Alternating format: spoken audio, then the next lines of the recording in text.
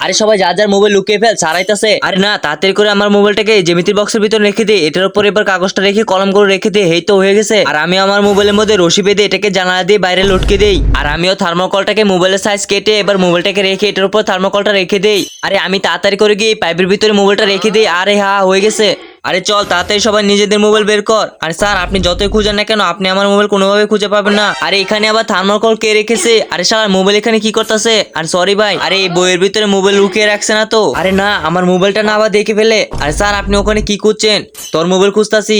আরে স্যার, আমার মোবাইল ওখানে নাকি? আরে শালা, তুই তো বলছিলি এখানে কোনো মোবাইল নেই। আরে আমি তাড়াতাড়ি আমার মোবাইলটা এখানে লুকিয়ে ফেলি, আজকে তো আমি সব খুঁজে বের করেই ছাড়বো। আরে না স্যার, তো অনেকটা ভয়ানক মনে হইতেছে। আর এই জ্যামিতি বক্সের ভিতরে আবার তোর মোবাইল না তো? আরে না, এখানে নেই, যাক বেঁচে গেলাম। আরে এই টেবিলের নিচে মোবাইল আছে কি? আরে না, এখানে তো নেই, কিন্তু জানালা বাইরে দেখি তো। তারপর কি হয়েছে সেটা দেখার আগে তুমি যদি আল্লাহকে ভালোবাসো তাহলে চ্যানেলটাকে সাবস্ক্রাইব করে ভিডিওতে একটি লাইক করে দাও। আর যদি না ভালোবাসো তাহলে একটাও করতে হবে না। আরে তোরা কোথায় কোথায় মোবাইল লুকিয়ে রাখিস? আচ্ছা ভালোভাবে পর, আর যেন কারো কাছে মোবাইল না দেখি, আর যদি দেখি তাহলে ওর খবর